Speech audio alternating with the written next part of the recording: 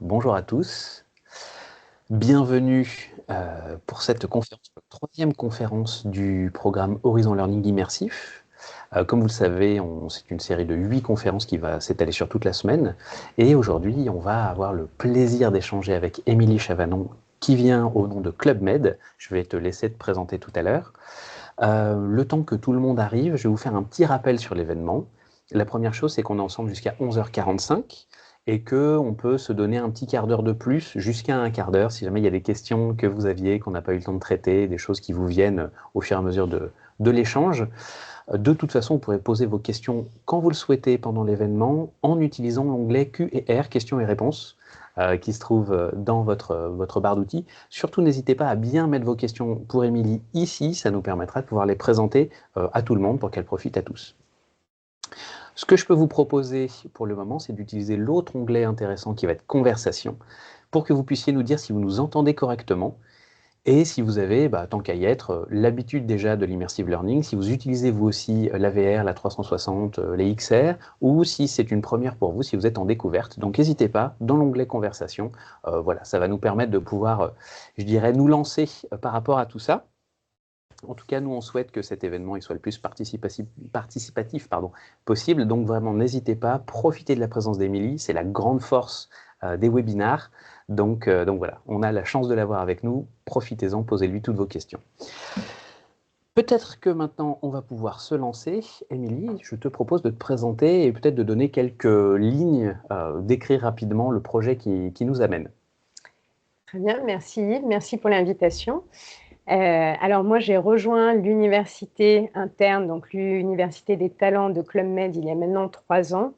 Et j'accompagne les projets de transformation de la formation au sein de Club Med. Donc concrètement, ça signifie que je conçois des parcours apprenants sur des sujets très variés comme le management, le leadership, l'onboarding, et sur des projets plus spécifiques, plus orientés produits, comme celui justement qui m'amène aujourd'hui. Mmh.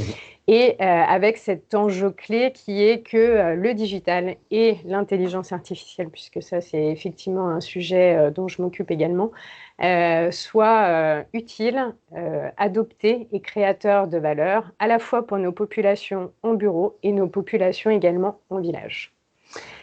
Pardon. Vous allez dire justement à propos de village, peut-être qu'on peut donner 2-3 mots sur Club Med, sur ce groupe que tout le monde connaît probablement de notoriété, mais peut-être que tu peux nous en dire un peu plus. Oui, tout à fait. Alors Club Med, leader international sur les vacances all-inclusive. Donc aujourd'hui, Club Med en chiffre, c'est une 60aine de villages dans le monde entier.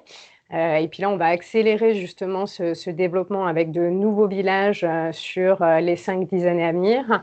On compte actuellement 30 000 collaborateurs. Et ce qui caractérise Club Med et qui est directement lié, moi, aux enjeux que j'adresse, au sujet que j'adresse, c'est une forte saisonnalité. Alors, notamment sur la zone Europe-Afrique, c'est moins vrai sur les autres zones géographiques, mais en tout cas où on a cette forte saisonnalité avec des villages qui sont ouverts l'hiver pour la montagne et l'été pour le balnéaire. Donc, beaucoup de saisonniers à former. Voilà, ce qui nous amène à réfléchir à d'autres modalités. Très bien, super. Justement, peut-être qu'on peut parler un peu des enjeux de la formation qui nous intéressent aujourd'hui. On va pouvoir aussi introduire la notion de food and beverage qu'on a intégrée dans la problématique d'aujourd'hui. Peut-être que tu peux nous parler un petit peu de tout ça. Absolument. Alors, le projet d'aujourd'hui, c'est le Smile Onboarding. Donc, Smile, qu'est-ce que c'est? C'est la nouvelle vision F&B, l'offre F&B, donc Food and Beverage, comme tu l'as dit, je vais beaucoup utiliser ce terme, qui signifie donc toute l'offre de restauration et bar. Et on le sait, c'est un enjeu clé, en tout cas, nous, de satisfaction client. Quand vous partez en vacances, vous avez envie de vivre une expérience culinaire, gustative et même au-delà, parce qu'aujourd'hui, ça va beaucoup plus loin. On travaille beaucoup plus sur des expériences qui touchent aux 5 sens, qui donnent véritablement à vivre un moment inoubliable. Et donc, voilà. Donc, pour nous, on a retravaillé cette offre-là. Donc, il y a tout un enjeu d'alignement sur ce produit. Et c'est pour ça qu'on a développé justement le module Smile Onboarding. Très bien, merci beaucoup. Peut-être que pour que ce soit un peu concret pour tout le monde, on peut regarder une petite vidéo. Ce qu'on vous propose, c'est de la regarder une première fois sans notre commentaire. Et puis ensuite, Émilie, tu vas pouvoir revenir sur un certain nombre d'éléments qui te paraissent importants. Peut-être que la première fois, on peut la regarder voilà, simplement et ensuite, on pourra intervenir dessus. Parfait.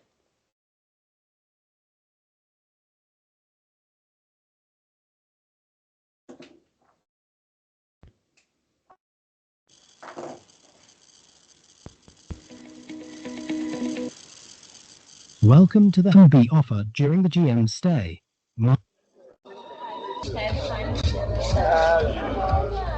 are you? How was today? What was your subject?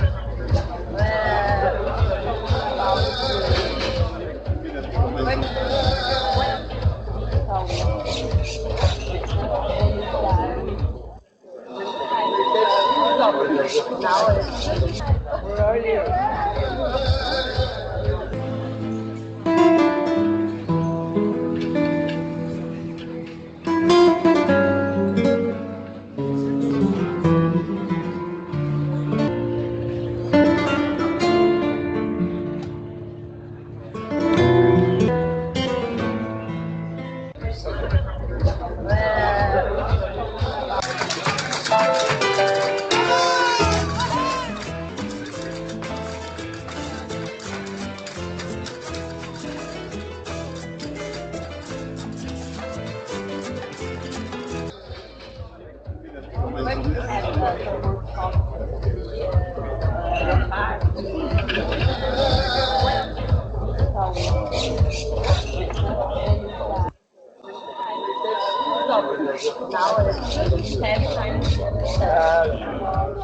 Where are you?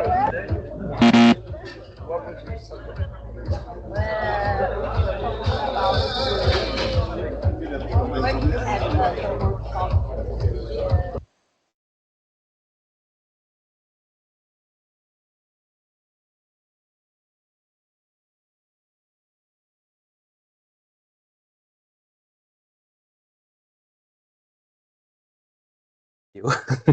Maintenant, Émilie, est-ce qu'il y a des... On va peut-être pouvoir commenter un petit peu, que tu puisses revenir sur certains passages.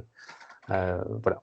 Absolument. Alors, je trouve l'extrait ici qui vous a été présenté, il illustre bien ce qu'on a voulu faire dans cette expérience, à savoir dans cet enjeu d'alignement et d'appropriation qu'on a voulu à l'échelle mondiale, hein, puisque ce projet-là, ce produit-là, on doit le retrouver au sein de tous les Club Med dans le monde. Alors certes avec des étapes différentes et une traduction différente, mais là, ce qu'on voit bien dans cet extrait, c'est justement cette expérience qu'on veut donner à vivre, qu'on veut donner à ressentir. Donc vous l'avez vu, on a des éléments, voilà qui représentent bien ces piliers, hein. D'ailleurs Smile, on a 5 piliers, le S pour le show, le M pour mobile, le I pour information, le L pour look and feel et le E pour entertainment. Donc là, comme vous le voyez sur l'extrait, on a effectivement, les buffets avec la signalétique et puis la mise en avant voilà, des produits locaux, donc les éléments signalétiques. On a également tout ce qui va être de l'ordre de la mise en avant du savoir-faire local. Donc là, on a une démonstration du Maestro Jamonero, donc qui est un véritable savoir-faire local, hein. Il faut savoir que c'est des personnes qui sont d'ailleurs diplômées pour faire cette découpe qui a vraiment tout un vrai rituel, voilà, oui, tout c'est un ça. rituel qu'on soupçonne pas forcément et là qu'on peut vivre, qu'on peut ressentir au sein de l'expérience. Vous avez vu ensuite un peu plus loin, on avait le flamenco, donc pareil, dans ces piliers Smile que j'évoquais, il y a le E pour entertainment et là, on va avoir tout l'aspect en fait expérientiel, divertissement qu'on va retrouver dans ces espaces où on peut se restaurer, hein, puisque là, l'extrait qu'on a choisi, c'est celui de l'appetizer, donc ce qu'on appelle plus familièrement, voilà, le créneau de l'apéritif, le 19h, 18h30, 20h, enfin, ça dépend après les horaires des villages et où on se situe. Et donc, voilà, on arrive comme cela à capter tous ces éléments et à les faire vivre comme effectivement le vivrait un client en train de, chez nous, dans son parcours client.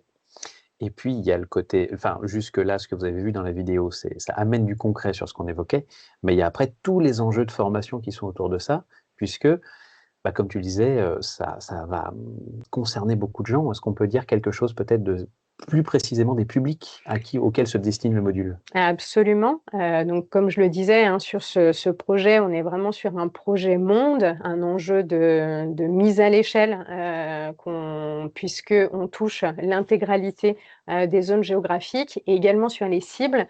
On en a plusieurs. Alors là, il n'y a pas d'ordre hiérarchique dans ma liste. En tout cas, il y a déjà tout ce qui va être population commerciale.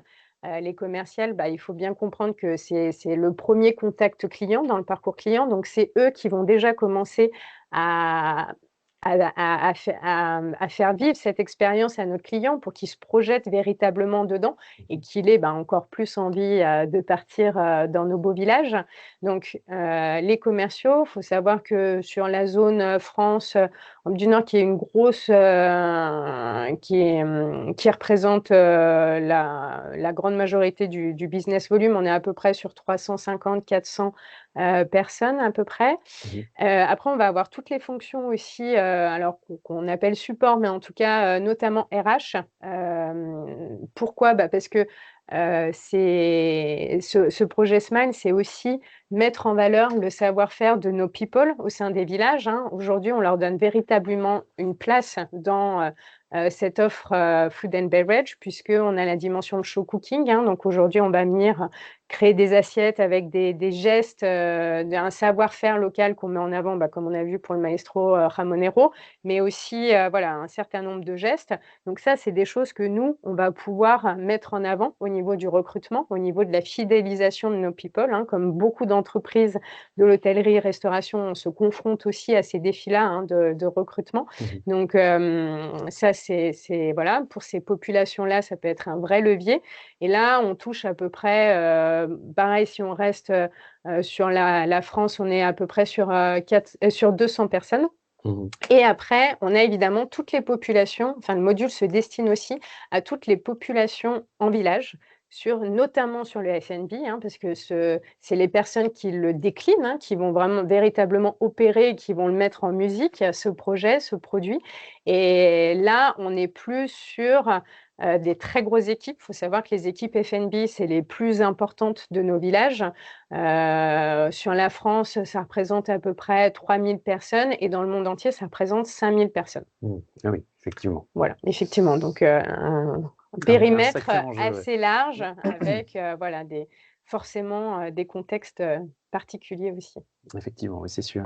Et du coup, justement, cette dimension internationale, qu'est-ce qu'elle vous a amené à faire comme choix, comme construction, pour que partout dans le monde, on puisse comprendre ce que vous proposiez, que les gens puissent se projeter, parce que là, on voit quelque chose de... C'est très espagnol, forcément, mais comment est-ce qu'on peut le faire quand on habite en Asie du Sud-Est ou quand on habite en Amérique du Nord? Alors, je vois plusieurs points dans ta question, enfin en tout cas dans la façon pour y répondre. Premier, déjà, ce qui est important quand on est sur des projets internationaux, et moi ça c'est vraiment une dimension que j'intègre systématiquement dans mes projets, surtout quand on veut montrer des choses. Donc, avoir ce support comme là de village, c'est déjà réfléchir à un village qui soit représentatif au maximum des autres villages. C'est pour ça notamment qu'on n'a pas choisi un village montagne, parce que les villages montagnes, c'est très Europe-France, hein. On a 14 villages dans les Alpes, mais après sur les autres zones, un peu moins. Et du coup, les villages balnéaires sont ceux qui sont le plus représentatifs, d'où le choix effectivement de Marbella en Espagne, donc à côté de Malaga. Pour le choix, pour vraiment que toutes les populations puissent véritablement se projeter. On sait que ça, c'est un facteur important aussi dans l'adhésion en termes de formation, de pédagogie. Il faut pouvoir se projeter, il faut que l'environnement qu'on observe, enfin dans lequel on est immergé, nous parle et soit représentatif de ce qu'on vit au quotidien. Donc ça, c'était un enjeu clé. Après, sur cette dimension internationale, pour s'assurer, et nous, c'est un enjeu très très fort, parce qu'effectivement, on a beaucoup de populations locales, on emploie beaucoup de populations locales, notamment sur toute la partie restauration, enfin F&B. Et donc là, important, déjà, c'est une expérience qu'on a conçue en anglais. On a fait des sous-titrages français. Là, on est en train de réfléchir justement sur la possibilité de sous-titrer dans d'autres langues.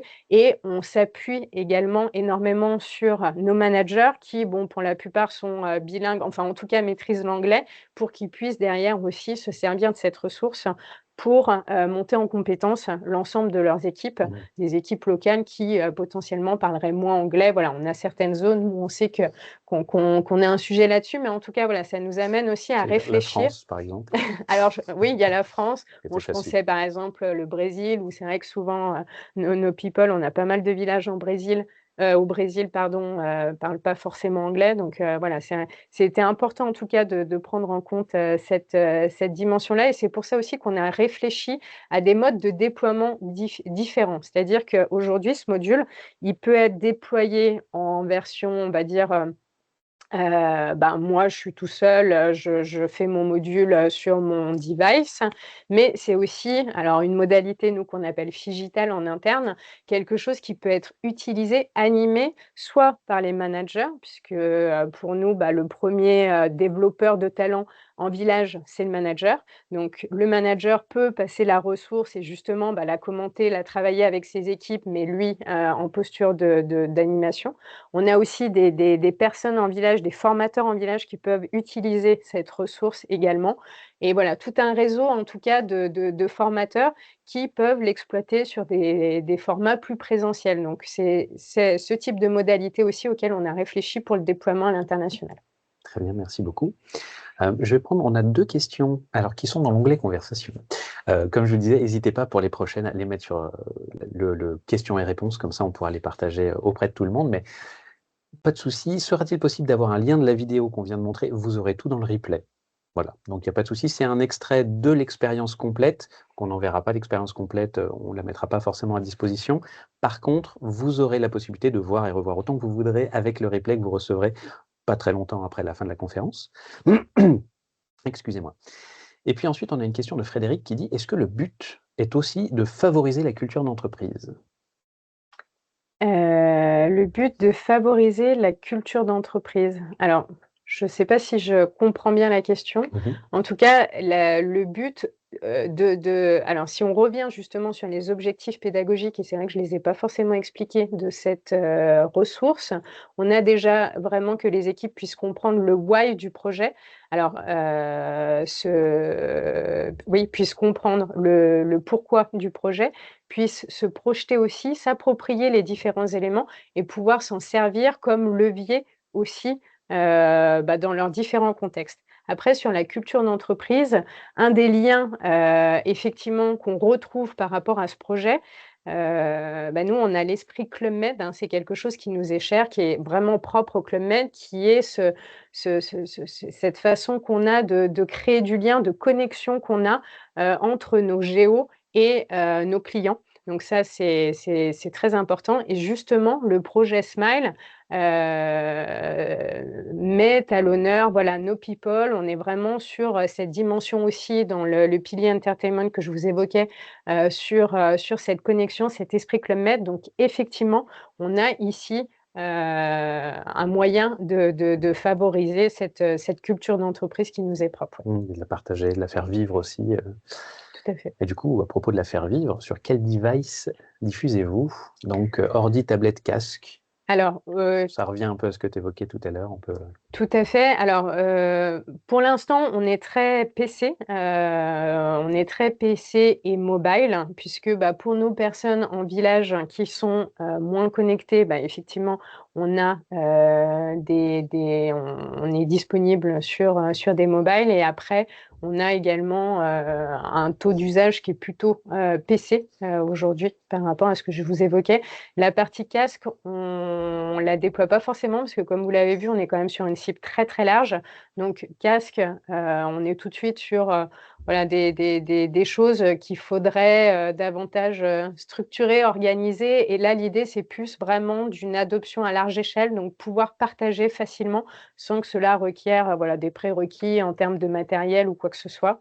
Des choses que je n'ai pas évoquées non plus, mais bien entendu, l'expérience, hein, elle est hébergée sur notre LMS, ce qui nous permet aussi de pouvoir aller le pousser à nos différents people. Ok, très bien, merci beaucoup. On disait tout à l'heure qu'effectivement, il y a des réalités qui sont très différentes. Il y a des lieux dans le monde dans lesquels l'accès n'est pas le même. Il y a des services, ou c'est peut-être maladroit ce que je voulais dire, mais un certain nombre de publics qui sont moins connectés. Ça, c'était des défis qui étaient importants justement pour pouvoir arriver à rester compréhensible, être accessible et permettre à tous de pouvoir être en contact avec ce module-là.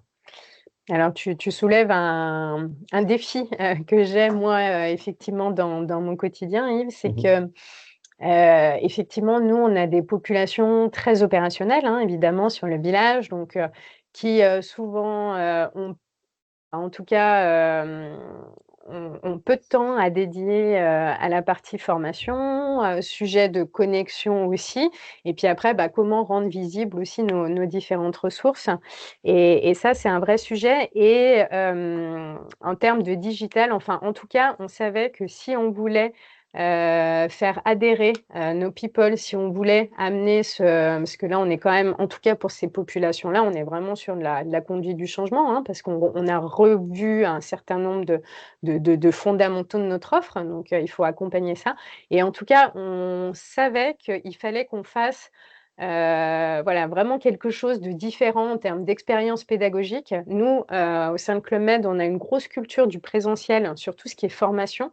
Là, clairement, c'est pas possible parce que justement, on veut avoir une diffusion à large échelle, homogène et assez rapide, chose qu'on pourrait difficilement faire en présentiel. Alors, on a couplé évidemment avec des actions présentielles, mais on savait voilà, qu'il fallait qu'on soit sur une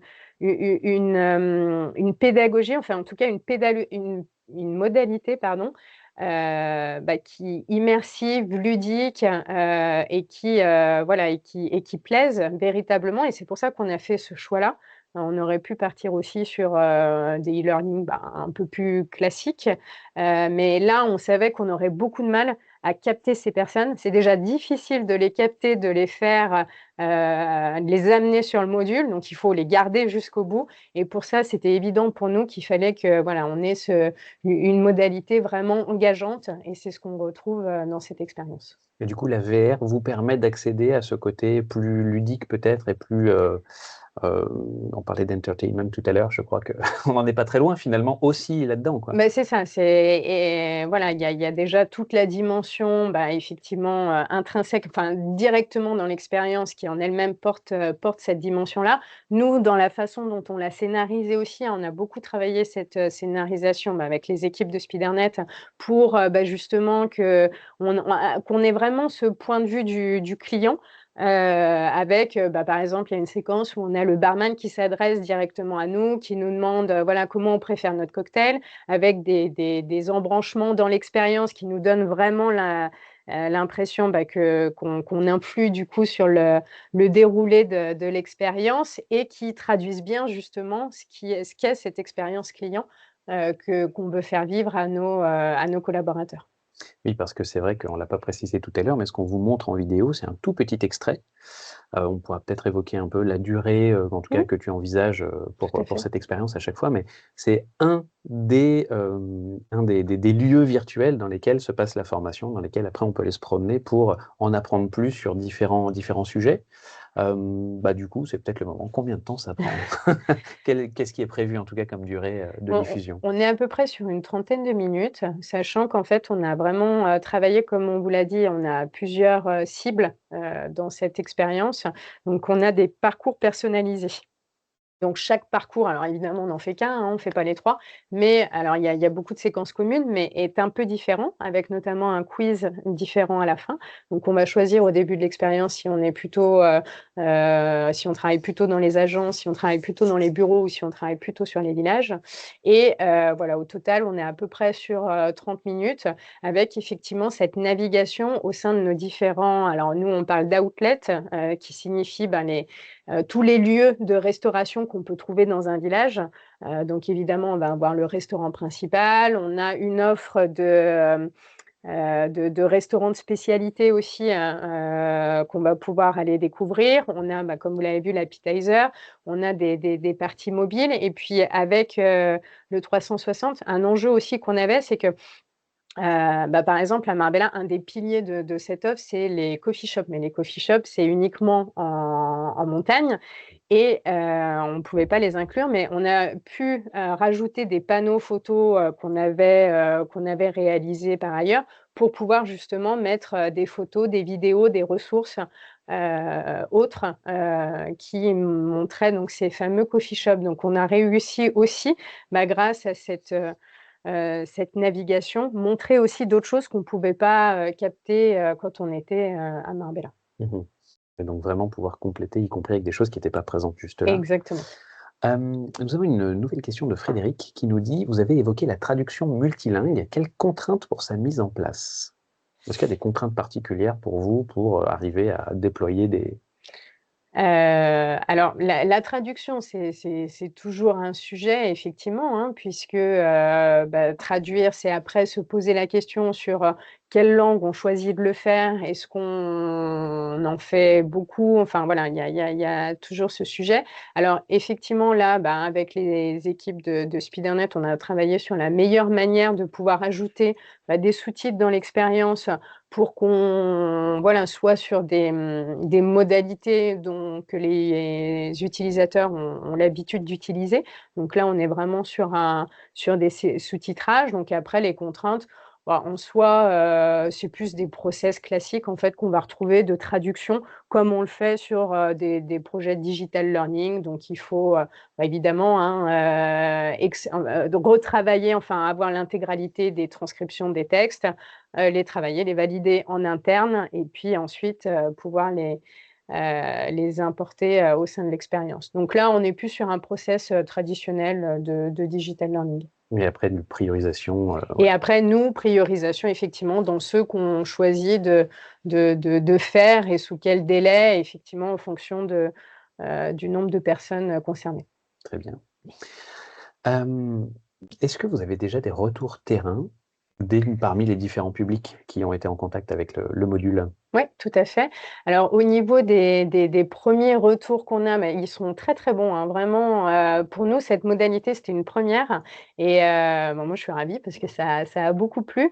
Ce qui le prouve, en tout cas, on a une satisfaction utilisateur, hein, qui est assez élevée sur notre plateforme. Donc on est à 4,7 sur 5, ce qui est plutôt dans Standard nos rates, enfin nos niveaux élevés. Donc ça, c'est une très bonne nouvelle. Et on a aussi, et ça, ça mérite d'être souligné parce que c'est pas souvent, on a beaucoup de commentaires en fait, hein, parce que sur la plateforme, on a la possibilité d'ajouter un commentaire sur chacune de nos ressources. Et là, on en a, je l'avais noté combien de commentaires on avait, mais on en a beaucoup. Pardonnez-moi, je ne retrouve plus le Tout va nombre bien. de commentaires. Voilà, on a 33 avis et 33 avis et des feedbacks et tous sont très, très positifs. Voilà, j'ai des verbatims sur waouh, mais c'est trop bien cette expérience. Et puis j'ai même eu des commerciaux qui m'ont dit ah, mais c'est génial, mais on voudrait ça sur tous les produits, sur tous les villages. Donc vraiment enfin voilà, et surtout pour les commerciaux, je trouve que c'était bien parce que ils ont besoin aussi de voir ces espaces, de voir le village, de s'immerger dedans, parce que c'est comme ça aussi qu'on parle le mieux du village qu'envisage le client. Donc sûr. pour eux, c'était vraiment une modalité. Donc oui, ouais, des retours très, très positifs et également des formateurs, hein. J'ai pu échanger avec certains d'entre eux qui ont utilisé la ressource et en fait, ce qu'ils ont aimé, c'est que, puisqu'avec j'avais proposé un kit aussi pour l'animer sous forme de challenge, donc les gens, ils doivent aller chercher, des éléments au sein de l'expérience pour éviter de juste la diffuser, voilà, comme ça, un peu classiquement. Donc j'avais proposé tout un kit avec et c'est vrai que ça a très, très bien fonctionné. J'ai eu des très bons retours des formateurs, voilà, qui ont trouvé que les apprenants étaient très engagés, en tout cas sur le sujet et que ça avait bien pris. Super. Puis je trouve que c'est vraiment très intéressant de ça aurait été, facile finalement de le réserver uniquement aux gens qui sont sur les villages en disant: «Voilà tes nouveaux process, voilà ce que tu dois faire, voilà comment maintenant tu vas, découper ton jambon», Mmh, mmh mh. et le fait de l'amener aussi aux populations, bah, à toutes ces populations, celles qui vont recruter, celles qui vont promouvoir et cetera, ça je pense que c'est une super bonne pratique. Je me permets de de le dire pour ceux qui nous regardent aussi. Je trouve que c'est très intéressant de peut-être décloisonner un petit peu un certain nombre de modules de formation qu'on peut faire parce que comme, une organisation, c'est toujours plein de gens qui ont des rôles qui se touchent, quoi. C'est super intéressant pour les commerciaux, par exemple, de voir que vers quelle expérience ils vont envoyer leurs clients et je trouve que ça, c'est vraiment une super bonne pratique. C'est vraiment quelque chose qui est intéressant et qui, je l'espère, va vous inspirer vous aussi dans cette démarche-là. Parce que c'est quand même vraiment très, très riche, quoi. Le faire Mmh. sortir simplement de l'apprenant producteur et de l'amener à tous les gens qui vont être autour, que ce soit les promoteurs ou les recruteurs, je Ouais. trouve que c'est vraiment très, très bien. Du coup, ces résultats terrain, tu disais que vous aviez un LMS, vous pouviez récupérer des commentaires, vous avez la possibilité d'avoir des notes. Mmh mh. Heu, Est-ce qu'il y a des difficultés autour de tout ça, par contre? Est-ce qu'il y a des choses qui sont moins évidentes? Et je pense qu'on les connaît tous, hein, dans le monde de la formation, amener les gens justement à s'exprimer, faire en sorte qu'ils aillent jusqu'au bout, qu'ils s'enthousiasment, voilà, quelles sont les difficultés sur lesquelles vous avez travaillé et que vous avez peut-être réussi à dépasser ou en tout cas à améliorer les choses grâce à ce que vous avez fait là? Alors effectivement, hein, c'est toujours un challenge, hein, ces sujets de déploiement et également de tracking, reporting et cetera. Donc, j'évoquais le LMS, donc effectivement, on en a un en interne. Alors le premier challenge qu'on a, c'est qu'on n'a pas toutes nos populations qui sont sur ce LMS. Alors déjà, il y a certaines zones où on a des populations qui n'ont pas d'accès et puis on a aussi tout un réseau d'externes, clubmen. Je parlais notamment des commerciaux. Bah, faut savoir qu'on a des réseaux indirects, des franchisés, donc c'est pas des personnes internes clubmen, mais qui vendent aussi nos produits et donc on trouvait en tout cas, pertinent de leur donner accès à ce module-là. Donc on a dû réfléchir à des solutions, des alternatives. Donc là, il y a plusieurs possibilités. On a pas mal de choses. On a des lieux d'hébergement, des LMS un peu, alternatifs, hein, qu'on peut, mettre à disposition de ces personnes. Ce qui est difficile aussi pour nous, bah, c'est de traquer cet usage que j'évoquais en phygital, puisque bon, bah, forcément, hein, quand moi, un formateur, il lance l'expérience, devant 10 personnes, en salle, bah, je peux pas voilà, on n'a pas encore aujourd'hui un process et des outils pour, savoir que, bah, ces 10 personnes-là, elles ont fait cette expérience. Donc ça, c'est un sujet. Après, donc on va dire que nous, notre enjeu, notre sujet principal, c'est vraiment comment déjà, on arrive à leur donner l'accès pour qu'ils cliquent, pour qu'ils y arrivent. Ça, déjà, c'est le premier point, sachant qu'on a aussi tous les enjeux, bah, en termes de communication, hein, parce que forcément, bah, là, on a le projet FNB, mais il faut bien savoir que, bah, de la formation, ben, voilà, il y a les formations management, il y a enfin, à chaque fois, c'est vrai que pour nos villages, bah, il y a beaucoup de sujets et c'est toujours assez difficile d'aller les toucher. Donc on a des vrais enjeux de communication et c'est pour ça aussi que je vous évoquais, bah, tous les facilitateurs, les ambassadeurs sur lesquels on s'appuie, hein. Donc ça va être effectivement les formateurs, les experts produits aussi qui sont dans les différentes zones qui vont pouvoir relayer. Nous, on a beaucoup travaillé en tout cas dans notre stratégie de communication sur des relais locaux qui vont pouvoir reparler de ces expériences parce qu'on n'a pas véritablement de canal et ça, je pense que c'est une problématique que vous êtes nombreux à rencontrer pour aller toucher des populations un peu loin. Oui, bien sûr, on va pouvoir faire un post sur, notre réseau social d'entreprise, mais bon, un post au milieu de 50 000 autres posts, donc voilà, qui aura très, très peu d'impact. Donc c'est pour ça qu'on a vraiment cette stratégie de relais locaux. Et voilà, en termes de déploiement. En tout cas, tout ça pour dire que c'est vrai que sur, tout ce qui est tracking, reporting, Voilà, aujourd'hui, on a du mal à analyser véritablement ces chiffres hein, parce qu'ils ne donnent pas la représentation fidèle, en tout cas, du déploiement et surtout de l'adoption de ce type d'outils. En tout cas, sur ceux qu'on a pu observer, moi, je note en tout cas qu'une fois que les personnes elles ont lancé l'expérience, il y a quand même, je pense, 70% des personnes qui vont au bout. Donc, c'est plutôt un très bon score par rapport à nous, ce qu'on fait sur du digital learning habituellement. Donc, c'est que voilà, la modalité, elle tient sa promesse, en tout cas en termes d'engagement au niveau de nos people. Ok, super. Et ouais, c'est vrai que déjà 70% de gens qui vont jusqu'au bout de l'expérience, sur une telle quantité de gens et sur une telle diversité de profils, c'est quand même super impressionnant. Alors, 70% de ceux qui lancent Oui. qui ont lancé. Hein. D'accord. Ah oui, de toute façon, voilà, c'est vrai que Parce que les autres, du c'est coup, ce qu'on disait je sais pas. précisément. Ça reste une problématique qui est énorme pour le monde de la formation dans son ensemble. Mais du coup, c'est des choses que vous imaginez déployer sur d'autres sujets que ce programme Smile? Alors là, Peut-être trop tôt.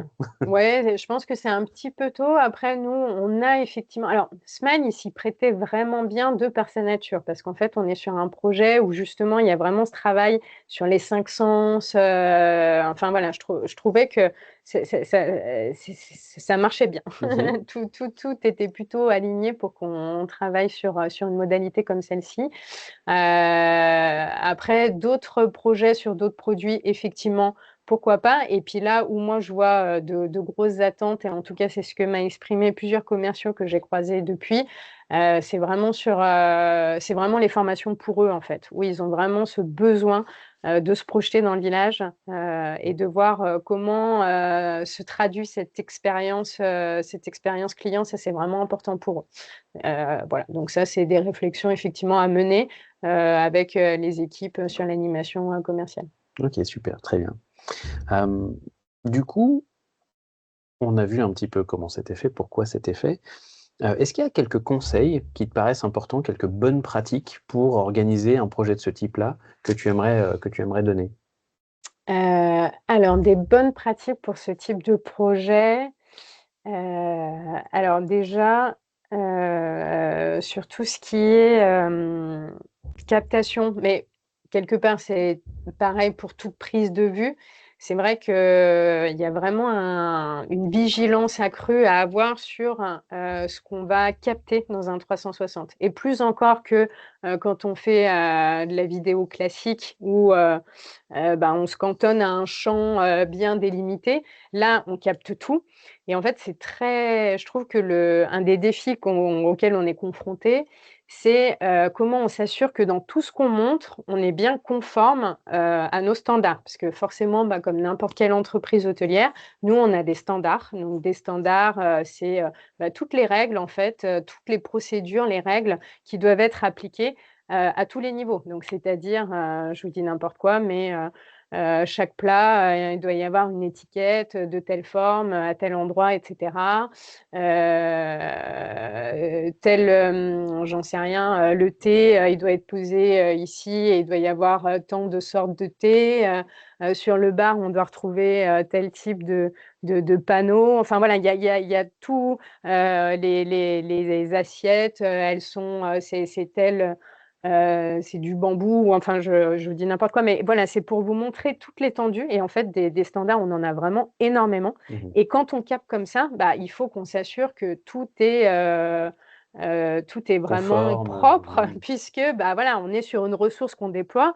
Si on a quelque chose qui est pas, tout à fait conforme aux standards, bon, voilà, on risque de mettre de la confusion pour l'apprenant, on risque de voilà, ça peut, casser justement cet engagement dans l'expérience. Donc ça, c'est vraiment un point de vigilance à avoir. Donc nous, on a vraiment pris soin, quand on s'est rendu sur le village, d'être, déjà nous côté Club Med, des équipes, une équipe, enfin en l'occurrence il y avait moi, mais moi je suis pas du tout experte des standards, enfin voilà, il y a plein de choses, si c'est pas le bon couteau pour servir, enfin la bonne cuillère pour servir un plat, je vais pas forcément m'en rendre compte. Donc c'était Mmh. important pour moi d'y aller avec les experts produits qui étaient là et qui étaient vraiment dédiés à ça, c'est-à-dire être présents sur place et s'assurer qu'en tout cas, on montrait bien exactement ce qu'on voulait montrer et sans fausse note au niveau de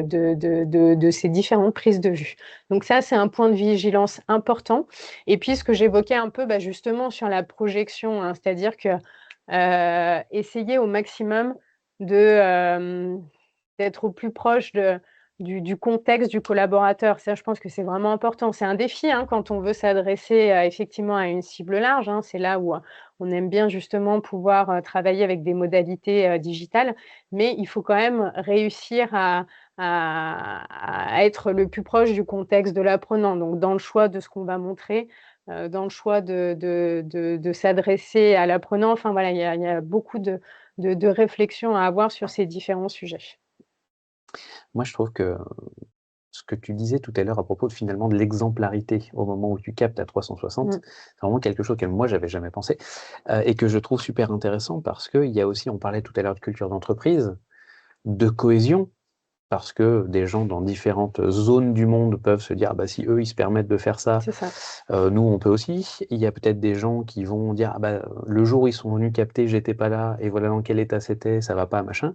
Donc il y a quand même aussi cet enjeu, alors c'est peut-être ma déformation professionnelle à moi, mais il y a cet enjeu de communication en interne Ouais. qui est super importante, à laquelle j'avais pas du tout pensé et Mmh. qui est quand même très, très forte et je trouve que c'est, à la fois, comme tu le disais, une difficulté parce que vous êtes en plus dans un secteur qui est extrêmement normé, il y a beaucoup de choses auxquelles il faut faire attention, mais finalement dans n'importe quelle entreprise et même dans d'autres secteurs, on a cette, nécessité d'être exemplaire dans les formations, de faire attention à ce qu'on déploie, de faire attention à ce qu'on montre et je trouve que, ouais, c'est vraiment une remarque qui est très intéressante. Je ne sais pas si de votre côté, vous avez toujours la possibilité d'ailleurs, hein, de partager avec nous, mais je ne sais pas ce que vous en ce que ça vous évoque, mais je trouve que voilà cette, représentation à 360°, c'est vrai que filmer à 360, c'est assez complexe.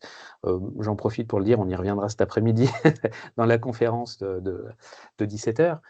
Heu, il y a vraiment pas mal de il faut perdre quelques réflexes qu'on peut avoir simplement avec son appareil photo, avec sa caméra habituelle et vraiment aller penser beaucoup plus loin donc c'est intéressant. La captation, ça vous a pris beaucoup de temps ou pour aller vous balader sur tout le village? Alors, c'est pas tant que la captation prenait du temps, parce que ça, quand tout était bien calé, c'est Ouais, très rapide en soi. Bon, après, on a toujours quelqu'un qui un passe sous-chef derrière. qui passe, bon voilà, qui c'était pas prévu. Donc là, il y a les aléas du tournage à prendre en compte. Après, nous, ce qui était un peu plus long par rapport à ce projet, c'est qu'on voulait montrer des moments très précis. Donc, par exemple, on voulait montrer le restaurant principal, mais un certain jour, parce qu'on voulait montrer, à l'extérieur, il y a une paëlla qui était faite et on s'est dit: «Ah bah ça, c'est parfait». Mais bon, voilà, la paëlla, par exemple, c'était le mercredi soir et ce qu'on voulait montrer à l'appetizer, le flamenco et cetera, c'était le mardi. Donc voilà, donc le tournage, il s'est passé sur 3 jours, Mmh. Mais voilà, sur essentiellement place, pour mais pouvoir aller, plutôt, voilà, par rapport à notre programme, nous, interne d'événementiel. mmh Là, on avait la chance et ça, c'était aussi un enjeu, hein, que nous, on a, quand on fait ce type de projet. Là, on a eu la chance de pouvoir le faire en village fermé puisqu'on avait une décommercialisation, on avait un séminaire interne, donc on a pu, se greffer dessus et mh. du coup, on n'a pas de clients et c'est quand même beaucoup plus simple, Mmh, c'est sûr. d'organiser, les choses. Mais voilà, c'était plus, l'enjeu de caler. Mais en soi, voilà, ça va assez vite et à nouveau, conseil aussi à donner, c'est toute la préparation. Tu l'as déjà un peu Mmh. évoqué, mais en tout cas, vraiment être sûr de ce qu'on veut montrer, voilà, pour que, les choses soient les plus fluides, qu'on puisse, au maximum, prévenir les équipes sur place, hein, parce que, voilà, nous, comme je vous le disais, hein, c'est des grandes équipes, donc il faut que, voilà, tout le monde, il y a beaucoup de gens qui figurent dans l'expérience, donc en tout cas, il faut bien faire passer le message pour être sûr qu'on ait bien, voilà, le projet, qui réponde bien à toutes les attentes et avec cette notion d'exemplarité que tu évoquais. Oui, tout à fait. Très bien, bah, écoute, je te remercie beaucoup. Je vois l'heure, je vois qu'il est déjà 45 donc bah, peut-être que je vois qu'il y a plus trop de questions, donc à moins que vous n'ayez quelque chose, une question, c'est le moment ou jamais. Sinon, il y a pas de souci, on aura, de toute façon, vous allez recevoir le replay, de cet échange. Si vous avez des questions particulières qui vous viennent a posteriori, n'hésitez pas à nous écrire. On se fera un plaisir de transmettre à Émilie. On aura la possibilité éventuellement de vous mettre en lien. Si vous avez des questions par rapport à vos projets, on sera un plaisir de vous y répondre également. Est-ce que tu as un mot de la fin, quelque chose que tu veux évoquer en particulier par rapport à tout ça, pour clore cet échange? Le mot de la fin, Toujours une question piège. ouais, merci Yves. Ça me fait plaisir. Je préfère que ce soit toi que moi, en fait. Non, le mot de la fin, en tout cas, voilà, moi, je pense que, voilà, quand on travaille sur du digital learning, on s'interroge toujours sur, comment on arrive à faire aussi, des choses, voilà, différentes ou autres. Nous, on a la chance au sein de Club Med, c'est qu'on a des beaux endroits, on a un beau produit à mettre en œuvre. Donc là, voilà, je trouve qu'on forme vraiment un tout cohérent. Donc là, ça fonctionne très bien et je trouve que ces modalités, elles suscitent de l'engagement, elles suscitent de l'adhésion. Donc voilà, moi en tout cas, je suis ravie d'avoir pu tester voilà, ce déploiement à grande échelle sur ce type de projet. Je te remercie beaucoup. Je trouve que c'était très intéressant d'avoir aussi une évocation d'un projet comme ça, à cette échelle-là, internationale, sur des grandes équipes avec un grand sens du détail. Vraiment, c'était quelque chose de super intéressant. J'espère que ça vous aura inspiré pour vos propres pratiques. C'est quand même tout l'enjeu de Horizon Learning Immersif. Je vous remercie beaucoup d'avoir regardé tout ça. Merci beaucoup d'être venu, d'avoir partagé avec nous. Merci. Et puis je vous dis à très bientôt et pour la suite du programme. Au revoir.